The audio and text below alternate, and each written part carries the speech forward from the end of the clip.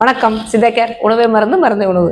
நமக்கு அறுசுவை இருக்குன்னு நல்லாவே தெரியும். நம்ம சாப்பாட்டுல இனிப்பு, உப்பு, புளிப்பு, கார்ப்பு, துவர்ப்பு, கசப்பு, இந்த கடைசியா சொன்ன துவர்ப்பு கசப்பு மட்டும் நம்ம சாப்பாட்டுல சேர்த்துக்கிறதே கிடையாது.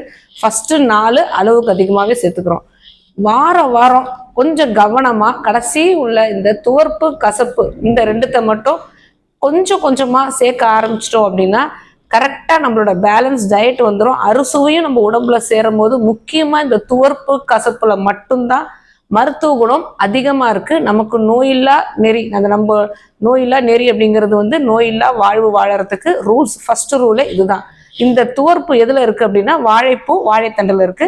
இப்ப எல்லாருக்குமே தான் தெரியுது இல்லையா, வாழைப்பூ எப்படி கிளீன் பண்ணணும், அதை வடையில சேர்த்து பண்ணிக்கலாம், இல்லைன்னா முருங்கைக்கீரையோட சேர்த்து கூட்டு பண்ணி இல்லை வதக்கி சாப்பிட்டுக்கலாம், இல்லை தனியாவே ஒரு பொரியல் பண்ணி சாப்பிட்டுக்கலாம். வாழைத்தண்டு எல்லாருக்கும் தெரியும், மோர் கூட்டுலேருந்து பாசிப்பருப்பு கூட்டு இல்லை பொரியல் பண்ணி சாப்பிட்டுக்கலாம். இதே கசப்பு எது இதுல இருக்கு அப்படின்னா முக்கியமா 4 இதுல இருக்கு. சுண்டைக்காய், மணத்தக்காளி வத்தல், வெந்தயம், பாகற்காய். இந்த 4மே எப்படி சாப்பிடணும் அப்படின்னா பாகற்காய் புளி போட்டு கொஞ்சம் வேக வச்சுட்டு நீங்க அதை கசப்பு கொஞ்சம் குறைஞ்சோன்னா அதை சமைச்சு சாப்பிடலாம். வெந்தயத்தை ஊற வச்சு சமைச்சு சாப்பிட்டீங்க, இல்லை வறுத்து சமைச்சு சாப்பிட்டீங்க அப்படின்னா அதோட கசப்புத்தன்மை கொஞ்சமா நமக்கு தெரியாது, ஆனா அதோட தன்மை அதுதான் இருக்கும். அதே மாதிரி மணத்தக்காளியும் சரி கொஞ்சமா விளக்கெண்ணெயில வதக்கிட்டு நீங்க சேர்த்துக்கிட்டீங்கன்னா அந்த கசப்பு நமக்கு தெரியாது. அதாவது ஃபர்ஸ்ட் சுண்டைக்காய் கசப்பே தெரியாதுங்க. அந்த லைட்டு கசப்பு, இல்லைன்னா குழந்தைங்களுக்கு சேர்க்க முடியல அப்படின்னா ஒரு 10 சுண்டைக்காயோ ஒரு கைப்பிடி சுண்டைக்காயோ நீங்க சாம்பார்ல போட்டுருங்க. உங்க குழந்தைங்க அந்த சாறு சாப்பிட்டாலே சரியா இருக்கும், இல்லை பெரியவங்களும் சாப்பிட்டுக்கலாம்.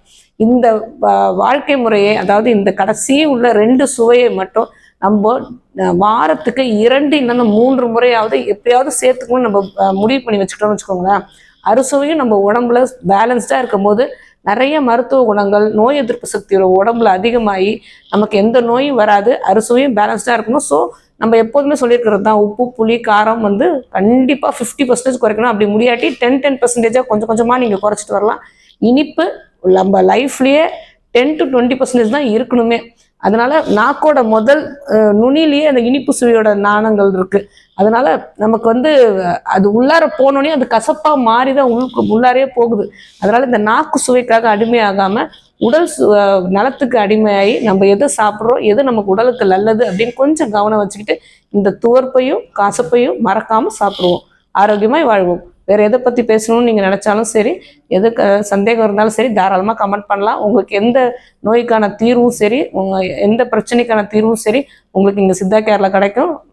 ஹெல்த் டிப்ஸ், லைஃப் ஸ்டைலை எப்படி மாத்திக்கிட்டு நோயில்லா வாழ்வு எப்படி வாழலாம் அப்படிங்கிறதையும் நீங்க தெரிஞ்சுக்கலாம்.